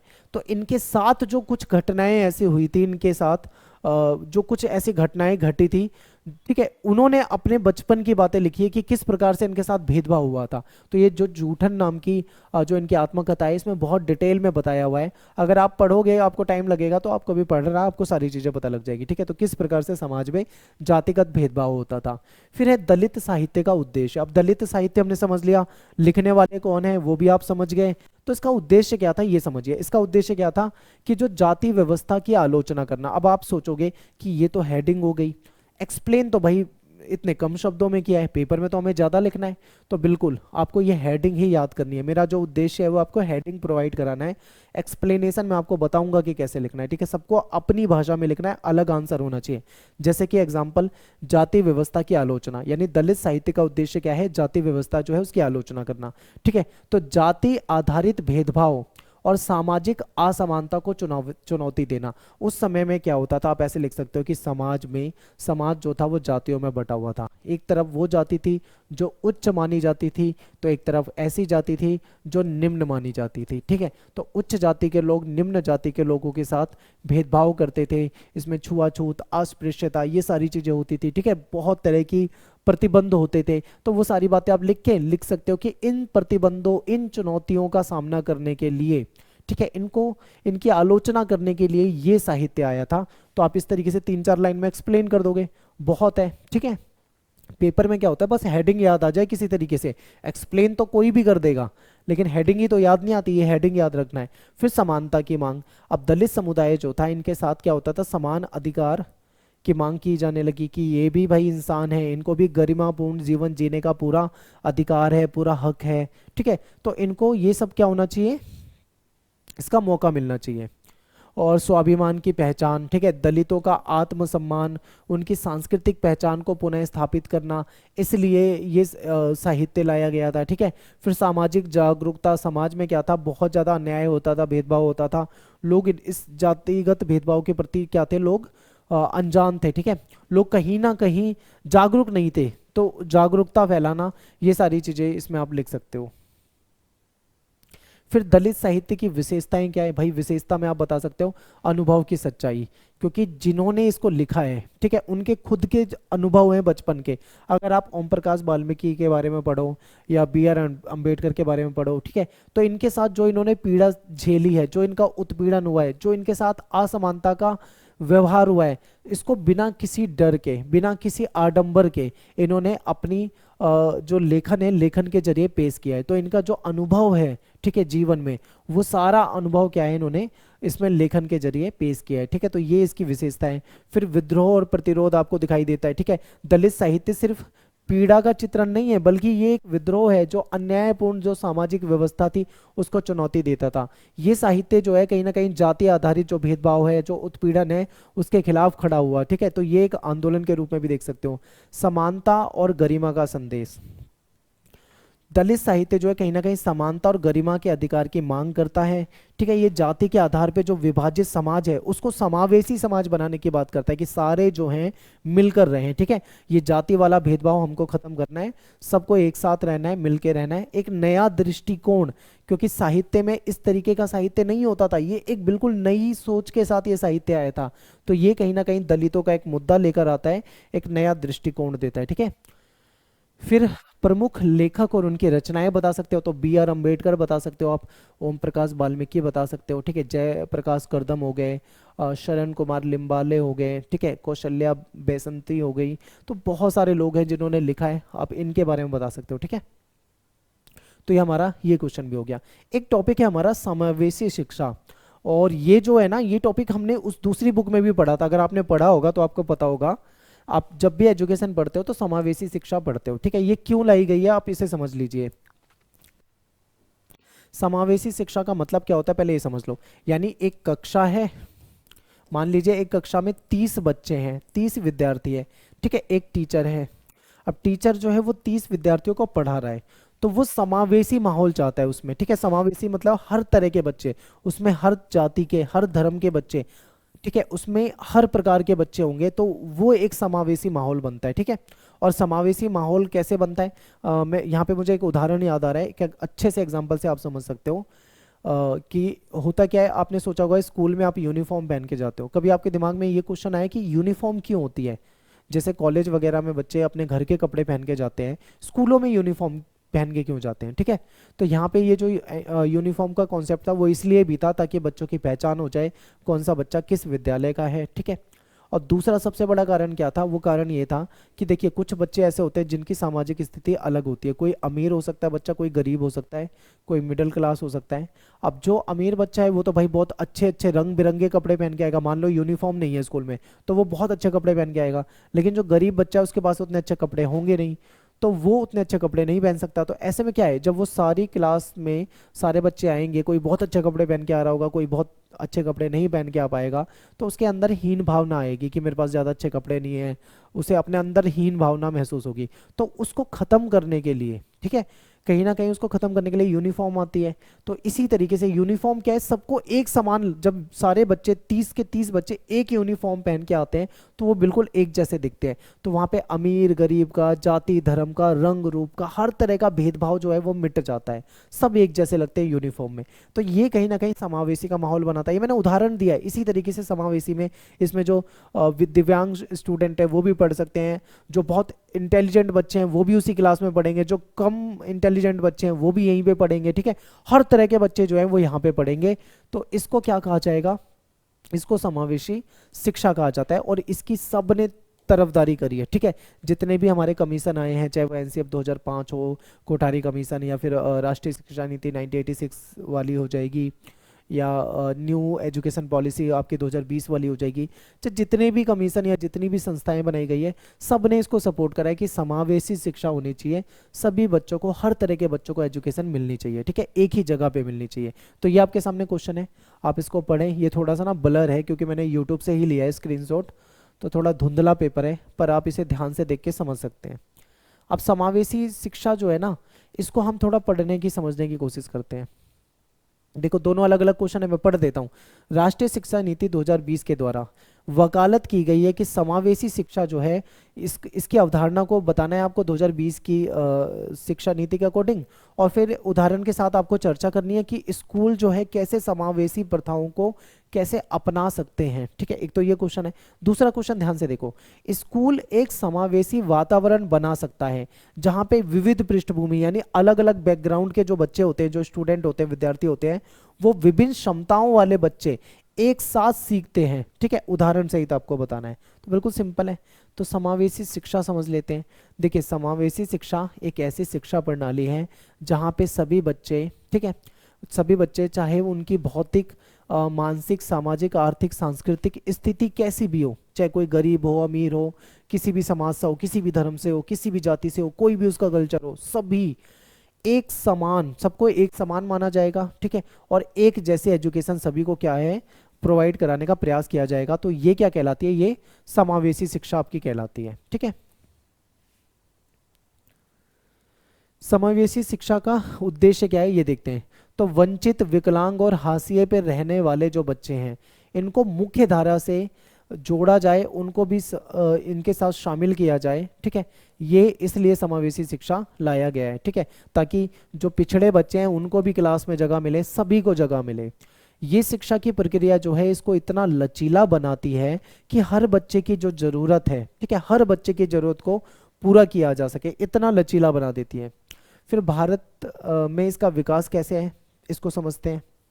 तो देखिए, शिक्षा का अधिकार अधिनियम जो है हमारा, राइट टू एजुकेशन 2009, ठीक है, ये क्या कहता है कि 6 साल से लेकर 14 साल तक के जो बच्चे हैं हमारे, उन सभी को क्या देनी है, मुफ्त शिक्षा देनी है, यानी कि उनको एजुकेशन देनी है, मुफ्त और अनिवार्य शिक्षा देनी है, ठीक है।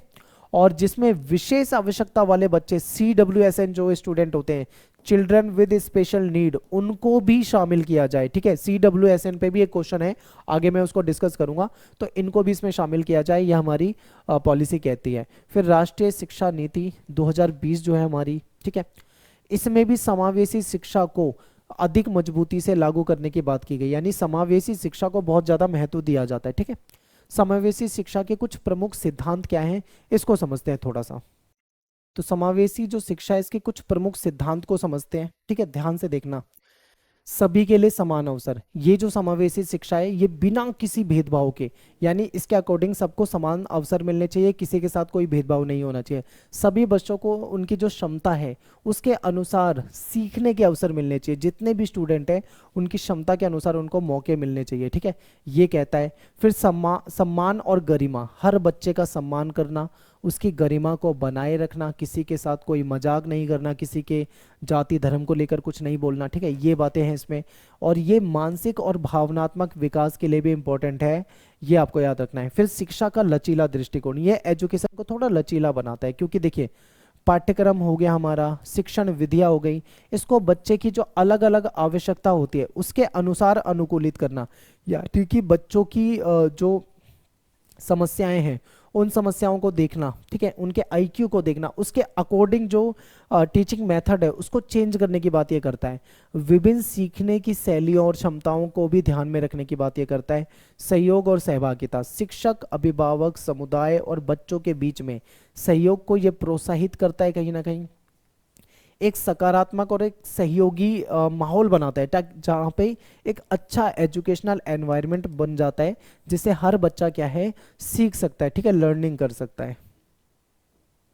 अब समावेशी शिक्षा समझ लिया, इसके क्या फायदे हैं, तो इतना अगर आपने पढ़ लिया ना, तो आप अपने आप ही फायदे बताने लग जाओगे, ठीक है, आपको कोई दिक्कत नहीं आएगी। क्या फायदा है भाई, इसका ये फायदा है कि सबको क्या है, समान अवसर मिल जाते हैं, ठीक है, और विभिन्न पृष्ठभूमि अलग अलग बैकग्राउंड के जो स्टूडेंट होते हैं उनको साथ में पढ़ने का मौका मिल जाता है, समाज में समावेशी सोच का विकास होगा। अब सब बच्चे जब आपस में एक साथ पढ़ेंगे, एकता की भावना उनके अंदर आएगी, ठीक है, एक दूसरे के साथ सहयोग करेंगे, ठीक है, तो यहाँ पे सहयोग की भावना भी विकसित होगी, बच्चे का व्यक्तिगत विकास भी होगा, उनके अंदर कॉन्फिडेंस बिल्ड होगा, आत्मसम्मान की भावना जगेगी, क्रिएटिविटी कहीं ना कहीं उनकी बढ़ेगी, ठीक है, बच्चे अपनी क्षमता को पहचान सकेंगे, उनको जो नए अवसर की तलाश करते हैं नए अवसरों की तरफ जा सकते हैं, भेदभाव के खिलाफ प्रभावी कदम, अगर किसी के साथ मान लो कोई भेदभाव होता है समाज में तो वो उसके खिलाफ कदम उठा सकते हैं, ठीक है, एक विकासशील समाज का निर्माण हो सकता है। तो ये सारे इसके बेनिफिट हैं। इसके अलावा बहुत सारे बेनिफिट हो सकते हैं, आप खुद से भी बना के लिख सकते हो, ठीक है, लेकिन ये सारे आपको पता होने चाहिए।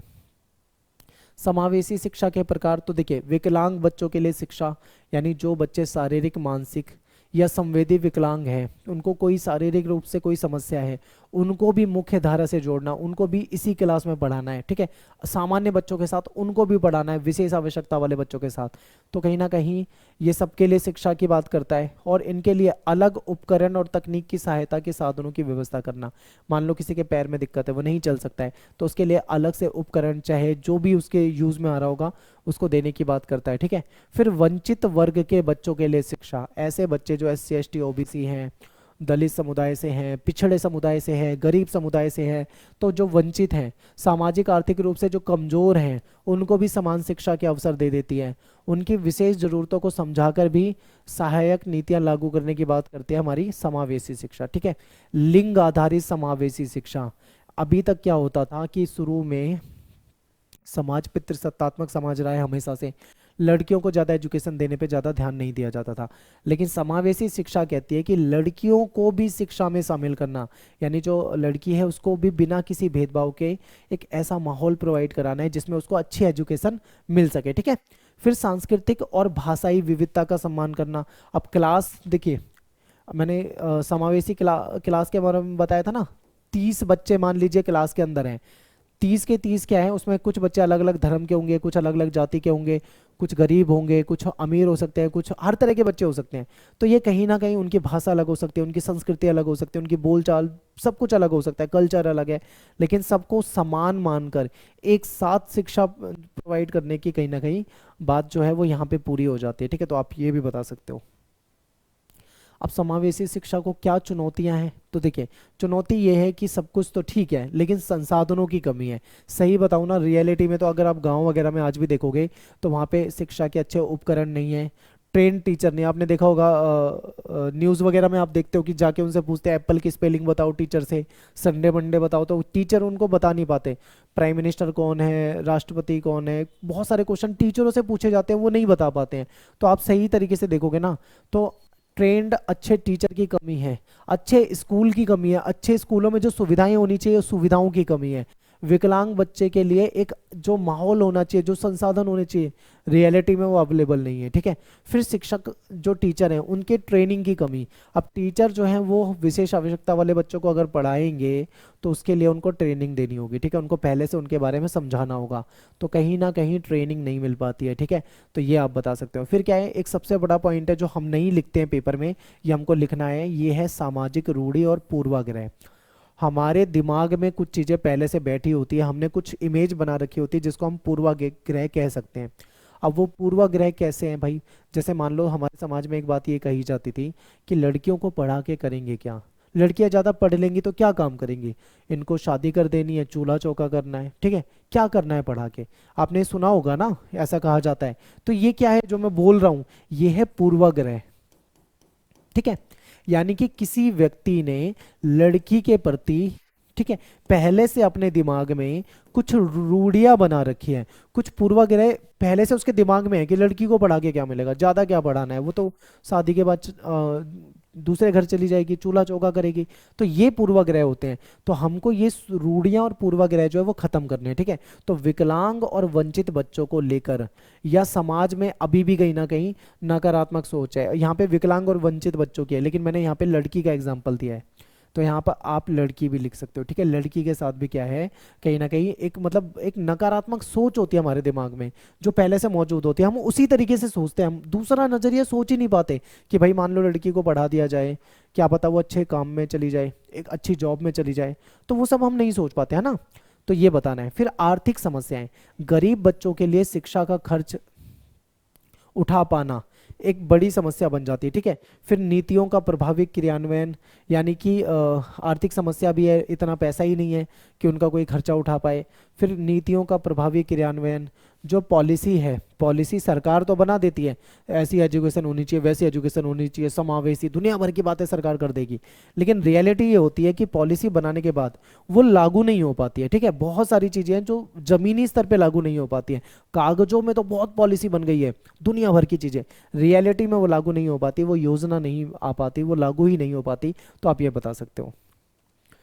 इसके बाद पेपर में आप लास्ट में निष्कर्ष लिख सकते हो। निष्कर्ष वैसे पढ़ने की जरूरत नहीं है, आप, मैं हट जाता हूँ, आप इसकी एक बार स्क्रीनशॉट ले लो, आप इसे खुद से पढ़ लो, एंड में आप निष्कर्ष लिख देना, ठीक है। जो भी आप क्वेश्चन करके आते हो, चाहे मैं आपको यहाँ पे निष्कर्ष बता रहा हूँ या मैं नहीं बता रहा हूँ, लेकिन लास्ट में आपको निष्कर्ष लिखना है। निष्कर्ष होता क्या है, जो भी आपने पूरे आंसर में लिखा है उसका निचोड़ के, उसका जो मतलब उसका समराइज तरीके से लिख सकते हो कि समावेशी शिक्षा ऐसी प्रणाली है जो हर बच्चे को शिक्षा का समान अधिकार प्रदान करती है। यह न केवल शिक्षा का माध्यम है बल्कि समाज में समानता, न्याय और समरसता की भावना विकसित करती है। वही बातें तो हमने पढ़ी है ना, इसी को आपको लास्ट में लिख देना है। ये थोड़ा ज़्यादा बड़ा है, पेपर में आपको 2-3 लाइन का ही निष्कर्ष लिखना है, बहुत बड़ा आंसर निष्कर्ष में नहीं लिखना है, ठीक है। अगला देखो, ये क्वेश्चन अपवर्जित समूह के विद्यार्थी, सेम क्वेश्चन उस वाले पेपर में भी आया हुआ था, प्लूरल सोसाइटी वाले में, वही वही क्वेश्चन यहाँ पे भी देखने को मिल गया। तो अपवर्जित समूह के विद्यार्थी कौन से होते हैं, अब मैं मोटा मोटा आपको बता देता हूँ। SC ST OBC, धार्मिक अल्पसंख्यक, आर्थिक रूप से कमजोर, ये सारे होते हैं अपवर्जित। अपवर्जित को हम और दूसरे शब्दों में कह सकते हैं वंचित, ठीक है, वंचित समूह। तो पेपर में हो सकता है क्वेश्चन की लैंग्वेज में अपवर्जित समूह लिखा हुआ है, हो सकता है पेपर में वंचित लिख दे, तो कंफ्यूज मत हो जाना, सेम ही आपको लिखना है, ठीक है। तो ये होते हैं बच्चे। अब क्या है भाई, इनके साथ ना पढ़ाई जब ये करते हैं तो इनके सामने कुछ बाधाएं आती हैं, कुछ चुनौतियां आती हैं। तो वो चुनौतियां ही तो आपसे पूछी हुई है कि इन बच्चों को पढ़ते वक्त क्या चुनौतियों का सामना करना पड़ता है। तो चुनौतियां जो है, आर्थिक बाधाएं या आर्थिक चुनौती कह लो, सामाजिक, भौगोलिक, सांस्कृतिक, हर तरह की हो सकती है। आर्थिक में आगे क्या आ जाती है, गरीबी, क्योंकि बच्चे इतने गरीब होते हैं, उन परिवारों से होते हैं जिनके पास बेसिक सुविधाएं ही नहीं होती, कहाँ से वो उनको अच्छी एजुकेशन दे पाएंगे, स्कूल की फीस, वर्दी, किताबें, परिवहन, इतना पैसा उनके पास नहीं होता कि वो इस पर खर्च कर पाएं। तो ये आर्थिक बाधाएं हैं, ठीक है। फिर ये उन परिवारों से होते हैं बच्चे जो काफ़ी गरीब होते हैं, तो ये क्या करते हैं, माता पिता भी ज़्यादा पढ़ाने में इंटरेस्टेड नहीं होते हैं, उनको ना बाल मजदूरी में लगा देते हैं, अपने साथ काम पे ले जाते हैं और मजदूरी में लगा देते हैं, ठीक है। तो आप ये भी बता सकते हो, बाल मजदूरी। फिर है सामाजिक बाधाएं, भेदभाव और बहिष्करण। अपवर्जित पृष्ठभूमि के जो छात्र होते हैं वो स्कूल में सहपाठी, शिक्षक और समाज के भेदभाव का सामना करते हैं, जिस कारण क्या होते हैं, वो कई बार बीच में ही स्कूल, ठीक है, उनको छोड़ना पड़ जाता है। लैंगिक असमानता, आपको पता है लड़का लड़की वाला भेद होता है, लड़कों को फिर भी एजुकेशन दी जाती है लेकिन लड़कियों को ज़्यादा नहीं दी जाती। क्यों, लड़कियों को ऐसा माना जाता है शादी कर देंगे, घरेलू जिम्मेदारी आ जाएगी, ठीक है, घर वगैरह संभालेगी, ये जो मैंने आपको स्टार्टिंग में बताया था, उस तरीके की लोगों की सोच होती है। फिर भौगोलिक बाधाएं भी हैं, गांव वगैरह में जाओगे, झारखंड जैसे गांव में खासकर, दूर दराज आदिवासी इलाकों में जाओगे तो आपको देखने को मिलेगा कि बहुत दूर दूर तक स्कूल ही नहीं होते हैं, स्कूल होते हैं तो वहाँ पे कुछ सुविधाएं नहीं होती हैं, खासकर लड़कियों के लिए वहाँ पे कोई सुविधा नहीं है, लड़कियों के लिए वहाँ पे जाना बहुत मुश्किल हो जाता है, ठीक है। और जो अगर शहरों की बात करें तो जो जहाँ पे झुग्गियाँ होती हैं, अस्थायी बस्तियाँ होती हैं, वहाँ पे इतनी भीड़ हो जाती है कि वहाँ पे स्कूलों में सुविधाएं नहीं मिल पाती हैं। तो इतनी सारी समस्याएं यहाँ पे होती रहती है, ठीक है। तो ये आपको याद रखना है। फिर है सांस्कृतिक और भाषाई बाधाएं, भाषा की समस्या। अब देखो, ये जो बच्चे हैं अक्सर ये क्षेत्रीय जनजातीय भाषा बोलते हैं, स्कूल में जाते हैं तो वहाँ पे हिंदी और इंग्लिश पढ़ाई जाती है, मानक भाषा, ठीक है। वहाँ की भाषा और इनकी भाषा में क्या होता है, कठिन डिफरेंस होता है, तो उसको समझने में इनको कठिनाई आती है। तो आप ये पॉइंट बता सकते हो। अब इन जो स्टूडेंट हैं इनके लिए शिक्षा की गुणवत्ता, तो देखिए समस्या क्या है कि खराब बुनियादी ढांचा, इनको जो बेसिक सुविधाएं चाहिए, अच्छी क्लासरूम, अच्छा टॉयलेट, ठीक है, पीने के लिए साफ पानी चाहिए, बिजली चाहिए, ये सुविधाएं स्कूलों में नहीं मिलती है। भीड़ भाड़ वाले स्कूल होते हैं, एक टीचर है वो पढ़ा रहा है 70 बच्चों को, ठीक है, टीचर और स्टूडेंट का जो रेशियो है वो गलत होता है, ये कमी है। अच्छे टीचर की कमी है, ठीक है। ज़्यादातर टीचर दूर दराज के इलाकों में अनुपस्थित रहते हैं, स्कूल में पहुंचते ही नहीं, ये समस्या है। फिर शिक्षकों का पक्षपात, शिक्षक भी कई बार क्या करते हैं, इनके साथ पक्षपात करते हैं, उनके साथ भेदभाव करते हैं, उनको गलत नज़रिए से देखते हैं, कई बार उनको गलत बातें भी बोल देते हैं। तो इसकी वजह से भी कहीं ना कहीं जो स्टूडेंट है वो उनकी सहभागिता जो होती है वो कम हो जाती है, आत्मविश्वास जो है वो टूट जाता है, ठीक है। फिर पाठ्यक्रम भी ऐसा ही है, क्या पढ़ाए जा रहे हैं कुछ पता ही नहीं, कुछ भी पढ़ाओ उसका हमारे जीवन में यूज़ होगा या नहीं होगा पता नहीं। तो पाठ्यक्रम भी ऐसा होता है जो इनकी कहीं ना कहीं जो इनकी संस्कृति होती है, इनका जो एक वास्तविकता जहाँ पे जी रहे हैं उसको नज़रअंदाज कर रही है, ठीक है। पाठ्यक्रम इनके अकॉर्डिंग नहीं है। फिर इनको व्यावसायिक कोई ट्रेनिंग नहीं दी जाती है, कोई अच्छी स्किल से रिलेटेड कोई काम नहीं सिखाया जाता है, कोई प्रोफेशनल कोर्स नहीं कराया जाता है, ठीक है, जिससे इनको रोजगार मिल सके फ्यूचर में। तो ये भी एक समस्या है। तो आप ये कुछ समस्या बता सकते थे। और ड्रॉप आउट बहुत होते हैं बच्चे, कोई बच्चा 5वीं तक पढ़ गया स्कूल छोड़ दिया, कोई 7वीं तक पढ़ दिया स्कूल छोड़ दिया, कोई तीसरी में ही स्कूल छोड़ रहा है, कोई 10वीं में स्कूल छोड़ रहा है। 12वीं पास तो बहुत कम ही बच्चे हो पाते हैं, ठीक है। ड्रॉप आउट ज़्यादा होता है, क्यों? क्योंकि गरीब होते हैं, आर्थिक दबाव होता है, परिवार की जिम्मेदारी होती है, तो ये हो जाता है।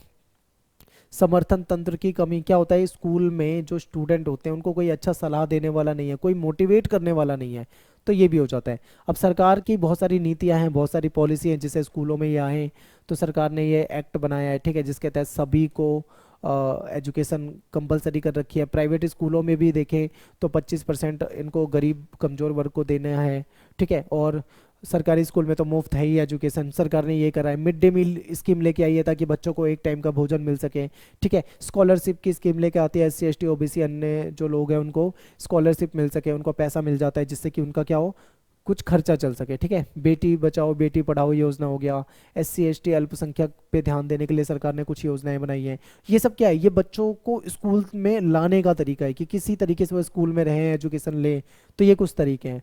सरकार ने इतने सारे प्रयास किए, इसके बावजूद भी क्या है, कुछ चुनौतियां हैं। वो चुनौतियां क्या हैं कि भाई सरकार ने पॉलिसी बना दी, अब उसका कार्यान्वयन नहीं हो पा रहा है। ये जो छात्र हैं इनके लिए सरकार ने पैसा दे दिया, लेकिन पैसा इन तक पहुंच ही नहीं रहा है। समाज में जागरूकता की कमी है, ठीक है। कई परिवार शिक्षा के महत्व को नहीं समझते हैं, सरकारी योजना के बारे में उनको जानकारी नहीं, सरकार ने तो योजना बना दी, लोगों को पता ही नहीं है उसके बारे में। माता पिता भी ज़्यादा शिक्षित नहीं है तो वो भी उतना ध्यान नहीं दे पाते हैं, ठीक है। तो ये समस्या आ जाती है। तो ये क्वेश्चन मैंने जल्दी क्यों बताया, क्योंकि ऑलरेडी जो दूसरा वीडियो है वहाँ पे मैंने इस क्वेश्चन को डिस्कस किया था, ठीक है, लेकिन मोटा मोटा समझा दिया है। एक ये क्वेश्चन बहुत ज़्यादा आता है लिंग और जेंडर के ऊपर, कि लिंग और जेंडर के बीच में क्या अंतर होता है, ठीक है, इसके बारे में आपको विस्तार से बताना है। और लैंगिक पूर्वाग्रह जो हमारे दिमाग में होते हैं लिंग को लेकर, जो मैंने आपको एग्जांपल दिया था कि लड़की है क्या करेगी ज़्यादा पढ़ के, शादी ब्याह हो जाएगा, चूल्हा चौका करना है, ये पूर्वाग्रह होता है जो हमारे दिमाग में बैठा होता है। तो ये कैसे मतलब भेदभाव करता है, ये आपको इस क्वेश्चन में बताना है, ठीक है। तो चलिए ये वाला क्वेश्चन का आंसर देखते हैं। तो चलिए इस क्वेश्चन को समझते हैं, लिंग और जेंडर, ठीक है। सबसे पहला पॉइंट तो यही है कि लिंग और जेंडर के बीच में अंतर क्या होता है, डिफरेंस क्या होता है। लिंग जिसे हम सेक्स भी कहते हैं, ठीक है, इसको समझते हैं। तो देखिए लिंग जो होता है ना वो कुदरती होता है। जब किसी बच्चे का जन्म होता है उसका एक लिंग निर्धारित हो जाता है, या वो लड़का है या लड़की है, ठीक है, यानी कि पुरुष है, ठीक है, या वो स्त्री है, उसका लिंग वहीं पे डिसाइड हो जाता है। या हो सकता है वो एक तीसरी कैटेगरी भी होती है, ठीक है, ट्रांसजेंडर वाली, वो भी हो सकता है। तो लिंग जो होता है वो कुदरती होता है, जो पुरुष और महिला की बताता है। ये एक जैविक शब्द है। जैविक शब्द मतलब जो स्पष्ट रूप से जननांग के जो भेद होते हैं वो बताता है, कि जो हमारे बच्चा जब पैदा होता है उसके जो प्राइवेट पार्ट होते हैं, ठीक है, उससे पता लग जाता है, वो उसके जननांग होते हैं, जिससे वो पुरुष है या महिला है वो पता लगता है। और इसके साथ साथ लिंग जो है वो प्रजनन प्रक्रियाओं में अंतर को दर्शाता है, कि पहले से प्रजनन प्रक्रिया क्लियर है कि भाई लड़की जो है वो अपने गर्भ में बच्चे को रखेगी, उसको जन्म देगी, यानी कि लड़की क्या मतलब लड़की का क्या कार्य होता है वो यहाँ पे पता लग जाता है, और लड़के का क्या कार्य होता है वो यहाँ पता लग जाता है। ये सार्वभौमिक है, ठीक है। सार्वभौमिक मतलब पूरी दुनिया में, पूरी ब्रह्मांड में जहाँ पे भी आप जाओगे तो जो आपको हर जगह आपको यही मिलेगा, लड़का लड़की, या ट्रांसजेंडर भी हो सकता है तीसरा, वो भी याद रखना, यही होगा, सभी जगह समान होगा, ठीक है। जैसे हम होता है ना हमारे पास मोबाइल होते हैं, मोबाइल के फीचर अलग, मेरे पास जो मोबाइल होगा उसका फीचर अलग हो सकता है। एग्जाम्पल दे रहा हूँ, आपके पास जो मोबाइल होगा उसका फीचर फंक्शन अलग हो सकते हैं, लेकिन जो लड़का लड़की है वो एक जैसे ही होंगे पूरी दुनिया में, कहीं भी चले जाओ, क्योंकि ये सार्वभौमिक है। इससे पहले तो क्या था भाई, टेक्नोलॉजी इतनी विकसित नहीं थी। जो लड़का है, जिसने जिस रूप में जन्म लिया वो वही रहेगा। लड़का है, लड़के के रूप में जन्म हुआ है तो पूरे जीवन वो लड़का ही रहेगा। लड़की है तो लड़की ही रहेगी। ट्रांसजेंडर है, ट्रांसजेंडर ही रहेगा। लेकिन अब के समय में क्या है, मेडिकल साइंस इतनी इम्प्रूव हो गई है, चिकित्सा पद्धति इतनी इम्प्रूव हो गई है कि चिकित्सा हस्तक्षेप के द्वारा इसको क्या है, इसको बदला जा सकता है। ठीक है, यानी कि बिना चिकित्सा के इसको नहीं बदला जा सकता, लेकिन चिकित्सा के द्वारा बदला जा सकता है। आपने देखा होगा कि कई सारे एग्जाम्पल हैं कि पहले वो लड़का था लेकिन अब उसने अपना जेंडर चेंज करवा लिया। ठीक है, अपना सेक्स चेंज करवा लिया और वो लड़का से क्या हुआ है, लड़की बन गई, लड़की थी लड़का बन गई। तो ये आपने सुना होगा। तो ये तो लिंग है। लेकिन दूसरी तरफ जेंडर की बात करें तो जेंडर जो है वो आपका जैविक नहीं होता, ये सामाजिक सांस्कृतिक निर्माण है। ठीक है, ये समाज ने बनाया है। यानी हमारे दिमाग में एक सोच बैठ गई है लड़के के प्रति, हमारे दिमाग में एक सोच बैठ गई है लड़की के प्रति। ये जो हमारे दिमाग में सोच है ये जेंडर है। ठीक है, तो इसको देखते हैं। ये पुरुष और स्त्री के गुण, यानी पुरुष और स्त्री, जननांग की कोई बात नहीं, यहाँ पे उनके क्या गुण हैं, उनका क्या व्यवहार होना चाहिए, कैसी उनकी भूमिकाएं होनी चाहिए, इसको बताता है। हम कहते हैं ना कि लड़के को कठोर होना चाहिए, लड़के को मजबूत होना चाहिए। कई बार कोई लड़का रोता है तो हम बोलते हैं रोता है, लड़कियों की तरह रोता है, लड़का है तू तो ये क्या है, ये हमारे दिमाग में बैठी हुई है, ये जेंडर है। ठीक है, लड़के को कैसे गुण होने चाहिए, उसको कैसा व्यवहार करना चाहिए, क्या उसकी भूमिका होनी चाहिए समाज में, ये जेंडर बताता है। जेंडर परिवर्तनशील है, ये समय समय पे बदलता रहता है। एग्जाम्पल, संस्कृति से संस्कृति में बदल सकता है, यहाँ तक कि परिवारों से परिवारों तक बदल सकता है। अब इसका मैं आपको एक अच्छा एग्जाम्पल देता हूँ तो अब आपको ज़्यादा अच्छे समझ में आएगा। मैं वही एग्जाम्पल देता हूँ जो मैंने थोड़ी देर पहले दिया था कि हमारा समाज पितृसत्तात्मक समाज है, महिला को अलग नज़रिए से देखता है। तो हमने क्या देखा था कि एक व्यक्ति है जो ये सोचता है कि लड़की को, यानी जो फीमेल है, जो स्त्री है, उसको ज़्यादा पढ़ाकर क्या करेंगे, क्यों, क्योंकि वो बड़ी हो जाएगी। ठीक है, उसकी शादी हो जाएगी, शादी हो जाएगी तो वो दूसरे के घर में चली जाएगी। ठीक है, तो ऐसे में उसको क्या काम करना है, उसको चूल्हा चौका करना है, यानी कि खाना बनाना है, ये सारे कार्य करने हैं। तो ये क्या है, ये एक सोच है। ठीक है, इसे आप जेंडर की तरीके से देख सकते हो, एक सोच है। मान लो किसी व्यक्ति की, मान लो कोई व्यक्ति है, उसका नाम कुछ भी है, मान लो उसका नाम मुकेश है, वो ऐसा सोचता है लड़की के प्रति। ठीक है, ये उसकी सोच है। लेकिन हो सकता है मुकेश का बेटा मान लीजिए रमेश, उसका बेटा पैदा होता है रमेश, उसकी सोच ऐसी ना हो। रमेश ये सोचता हो नहीं भाई स्त्री है, कोई बात नहीं, वो कोई भेदभाव ना करे, वो बोले स्त्री है, हम इसको पढ़ाएंगे, हम इसको खूब पढ़ाएंगे लिखाएंगे, इसको एजुकेट करेंगे, इसको डॉक्टर बनाएंगे, इंजीनियर बनाएंगे, वो अलग सोच रखता हो। तो यहाँ पे क्या है, दो व्यक्ति हैं, एक ही परिवार के हैं। ठीक है, मुकेश है, मुकेश का ही परिवार का उसका बच्चा रमेश है, लेकिन मुकेश की सोच जो है वो ऐसी है स्त्री को लेके, रमेश की सोच जो है वो ऐसी है। यानी समझ रहे हो, तो जेंडर जो है ना ये परिवर्तनशील है, ये समय समय पे बदलता रहता है। हमारी सोच हमेशा क्या है, एक जैसी नहीं रहेगी, समय समय पे ये बदलती रहती है। परिवार से परिवार में बदल सकती है, संस्कृति से संस्कृति में बदल सकती है। ठीक है, तो ये आई होप आपको समझ में आया होगा। ये सामाजिक और सांस्कृतिक भूमिका, व्यवहार, अपेक्षा और पहचान को दर्शाता है जो पुरुष और महिला होने से जुड़ी होती है। ठीक है, जेंडर जो है ये लचीला होता है क्योंकि समय और संस्कृति के साथ साथ ये बदलता रहता है। आज से 100 साल पहले जो आपके घर वालों की, माता पिता की सोच रही होगी, आपके पेरेंट्स की, ठीक है, आज के समय में आपकी वो सोच नहीं होगी। ठीक है, 500 साल के बाद सोच अलग हो जाएगी, आज से 1000 साल पहले लोगों की सोच अलग रही होगी। तो ये चीज़ें परिवर्तनशील होती है। ठीक है, तो ये एक सोच है एक तरह से जेंडर। तो जेंडर और लिंग के बीच में क्या डिफरेंस है आप बता सकते हो। अब पूर्वाग्रह की बात कर लेते हैं। पूर्वाग्रह मतलब हमने अपने दिमाग में पहले से एक धारणा बिठा रखी है। मुकेश वाला एग्जांपल बहुत अच्छा है, मुकेश ने पहले से सोच रखा था लड़की है, क्या करेगी, ज़्यादा पढ़ाना वढ़ाना।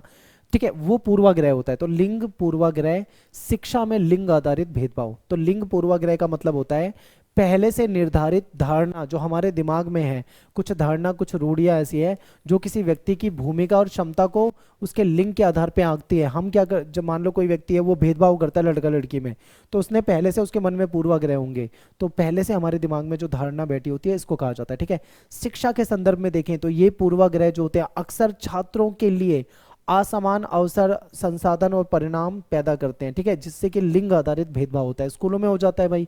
तो अगर टीचर के मन में भी पहले से पूर्वाग्रह है तो वो भी कहीं ना कहीं भेदभाव कर बैठेगा। अब एक एक करके इन पॉइंटों को समझते हैं, ठीक है। देखिए, रूढ़िवादिता और अपेक्षाएं, पूर्वाग्रह दृष्टिकोण समझते हैं, टीचर, माता पिता या समाज। यहाँ पे ही वो धारणा होती है जो लड़के, ये धारणा होती है कि लड़के जो होते हैं वो गणित और विज्ञान में अच्छे होते हैं, लड़की जो होती है वो कला और मानविकी में बेहतर होती है, ठीक है। ये हमारे दिमाग में पहले से होता है कि लड़कों को हम खिलौना ला के देते हैं, उसको बंदूक ला के देंगे, उसको गाड़ी देंगे, लड़की को हम खिलौना गुड़िया ला के देते हैं। क्यों?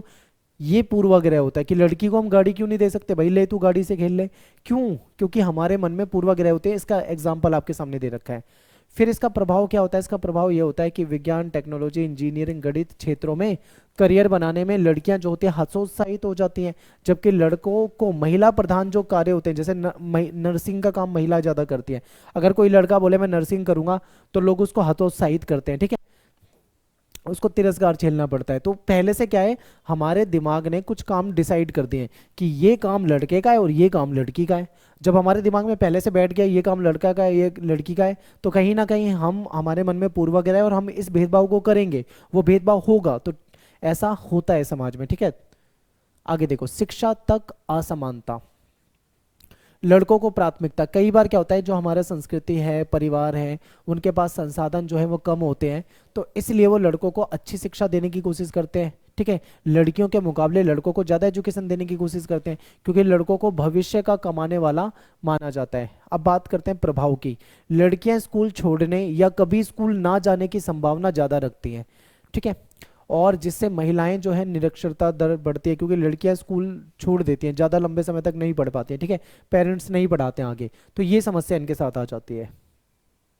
पाठ्यक्रम और किताबों में पूर्वाग्रह, हमारे सिलेबस और किताबों में भी ऐसा देखने को मिलता है, जैसे कि लिंग आधारित सामग्री, ठीक है, स्कूल की किताबों में अक्सर पुरुष को नेतृत्व की भूमिका में दिखाएंगे, यानी पुरुष लीडरशिप कर रहा है, और महिलाएं जो है वो घरेलू कामकाज करती हुई दिखाई देती हैं, ठीक है।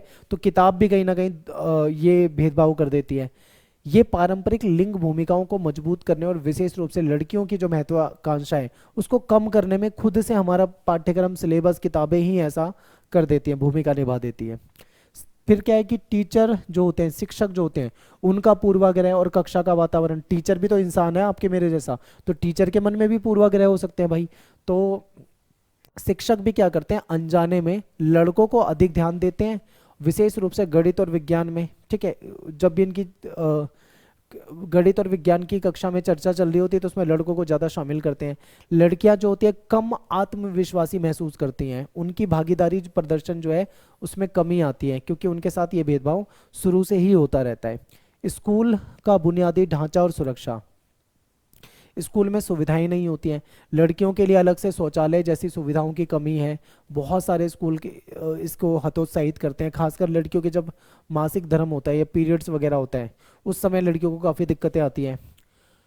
किशोरियों के बीच में स्कूल छोड़ने की दर बहुत ज़्यादा है, क्योंकि लंबे समय तक लड़की नहीं पढ़ पाती हैं, कुछ भी कारण हो सकता है उसके पीछे। फिर सुरक्षा की चिंताएं, लड़कियां जो होती हैं एक असुरक्षित वातावरण में, लड़कियों को लेकर बहुत डर होता है, ठीक है, इसलिए भी उनको स्कूल जाने से रोका जाता है।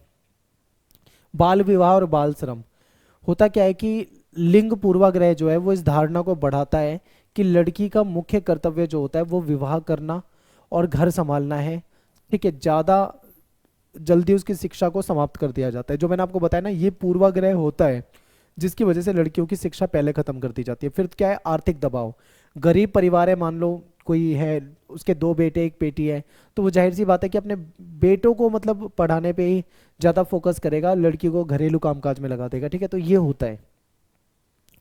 फिर महिला जो है वो रोल मॉडल की कमी, ठीक है, अब समाज में पुरुषों को इतना महत्व मिलता है तो रोल मॉडल भी पुरुष ही बनेंगे, महिलाएं थोड़ी इतनी बन पाएंगी, तो ये भी एक कमी होती है। शिक्षक, प्रधानाचार्य, प्रशासकों के रूप में कम महिलाओं की उपस्थिति से युवा लड़कियों को भी कहीं ना कहीं ऐसी भूमिकाएं जो होती है वो निभाने में समस्या आती है, उनको कोई प्रेरित करने वाला नहीं होता। लड़कियां खुद को सशक्त भूमिका में देखने में असमर्थ होती हैं, जिससे उनकी जो महत्वाकांक्षा है, वो आत्मविश्वास है, वो दब जाता है, सीमित रह जाता है, ठीक है। निष्कर्ष में आप वही चीजें बता सकते हो जो हमने अभी डिस्कस करी है।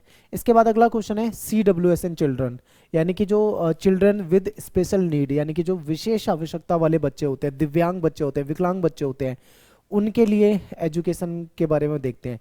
तो गुणवत्तापूर्ण शिक्षा तक पहुंचने में विशेष आवश्यकता वाले जो बच्चे हैं उनके सामने जो चुनौतियां आती है, समस्याएं आती है, उसके बारे में आपको बताना है।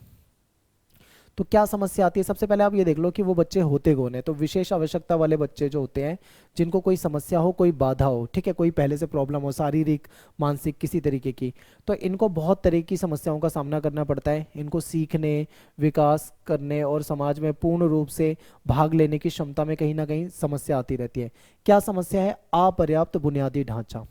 स्कूलों में रैंप नहीं होते क्योंकि ये सामान्य सीढ़ियों से नहीं चल सकते, ठीक है, रैंप होना चाहिए। रैंप नहीं है, लिफ्ट नहीं है, इनके अनुसार शौचालय नहीं है, ठीक है। शारीरिक रूप से जो विकलांग स्टूडेंट हैं उनके लिए सुलभ कक्षाएं, क्लासेस नहीं है, तो ये समस्या है। फिर यहाँ पे क्या है, इनको कुछ उपकरण की नीड होती है। वो उपकरण, यंत्र जो है, जैसे मान लो किसी को सुनने में प्रॉब्लम है तो सुनने वाले यंत्र, किसी को पढ़ने में दिखाई नहीं देता तो ब्रेल की समस्या है, उसको ब्रेल लिपि वगैरह नहीं मिल पाती है, ठीक है। तो बहुत तरह की यहाँ पे चीज़ों की कमी हो जाती है। परिवहन की समस्या है, लोगों को मतलब सुलभ परिवहन नहीं मिल पाता है, खासकर इन बच्चों को नहीं मिल पाता है, तो ये समस्या रहती है। फिर क्या है, ट्रेन टीचर की कमी है, जो प्रशिक्षित टीचर हैं उनका अभाव है। अब विशेष शिक्षा का अभाव है यहाँ पे, क्योंकि भाई इनके लिए थोड़ा सा टीचिंग मेथड भी बदलना पड़ेगा। अब वो चीज़ें नहीं अवेलेबल होती क्योंकि टीचर को ट्रेनिंग नहीं मिलती है, ठीक है, टीचरों की कमी रहती है। व्यक्तिगत ध्यान नहीं दे पाते टीचर, क्योंकि क्लास में साइज इतना बड़ा होता है, 50-50, 60-60, 70-70 बच्चे होते हैं, तो ऐसे बच्चों पे ध्यान नहीं दे सकता टीचर, तो ये भी कमी हो जाती है। फिर सामाजिक कलंक और भेदभाव, इनको भेदभाव के रूप में देखा जाता है। क्या होता है कि लोगों का दृष्टिकोण इनके प्रति नकारात्मक है। जो CWSN होते हैं, ये अक्षम बच्चे होते हैं, इनके स्कूल से इनको ज़्यादातर बाहर रखा जाता है, ठीक है, इनका मजाक बना दिया जाता है कई बार। इनके जो साथी होते हैं, बच्चे होते हैं, क्लासमेट होते हैं, इनके साथ इनका मजाक उड़ाते हैं, जिससे इनका आत्मसम्मान और मानसिक स्वास्थ्य खराब होने लग जाता है, प्रभावित होने लग जाता है। माता पिता की झिझक, माता पिता भी इनको कलंक या जागरूकता की कमी के कारण इनको एक तरह से कलंक जैसा देखते हैं, ठीक है, वो भी कहीं ना कहीं इनको स्कूल भेजने में ज़्यादा इंटरेस्टेड नहीं रहते हैं, ये भी एक समस्या है। आर्थिक बाधाएं, क्योंकि भाई इनका खर्चा भी ज़्यादा होगा, तो आर्थिक बाधाएं भी हैं। अब अच्छी एजुकेशन देना, उपकरण खरीदना, ठीक है, थेरेपी करवाना और परिवहन का खर्चा उठाना, ये सब मुश्किल हो जाता है। फिर ये सरकारी सहायता पे निर्भरता, सीमित सरकारी सहायता, इसको सरकारी सहायता भी इनको उतनी नहीं मिल पाती जितनी चाहिए, ठीक है। फिर क्या है, पाठ्यक्रम और मूल्यांकन में बाधाएं आती हैं, क्योंकि पाठ्यक्रम इनका अकॉर्डिंग कठोर होता है, ठीक है, तो ये समस्या आ जाती है, मूल्यांकन नहीं हो पाता है इनका। जागरूकता की कमी है, क्योंकि माता पिता, टीचर और जो प्रशासक हैं वो भी इनके अधिकारों और क्षमताओं की उनको पूरी जानकारी नहीं होती है, ठीक है, ज़्यादा जानकारी नहीं है। फिर क्या है, सरकार ने पॉलिसी बना दी है, पॉलिसी भी खराब है, कई बार उतनी अच्छी पॉलिसी सरकार नहीं बना पा रही है जिससे इनको लाभ हो सके। तकनीकी बाधाएं हैं, टेक्निकल जो चीज़ें चाहिए वो नहीं इनको मिल पाते, उपकरण वगैरह, ठीक है, तो ये समस्याएं, तो ये सारी समस्याएं देखने को मिलती हैं। तो यहाँ पे अपना ये वीडियो ख़त्म हो जाता है। आई होप आपको अच्छे से समझ में आया होगा, मेरा गला भी बैठ रहा है, ठीक है। तो वीडियो को लाइक कर दें, कमेंट कर दें, शेयर कर दें। मिलते हैं आपसे नेक्स्ट वीडियो में। Thanks for watching. जय हिंद, जय भारत।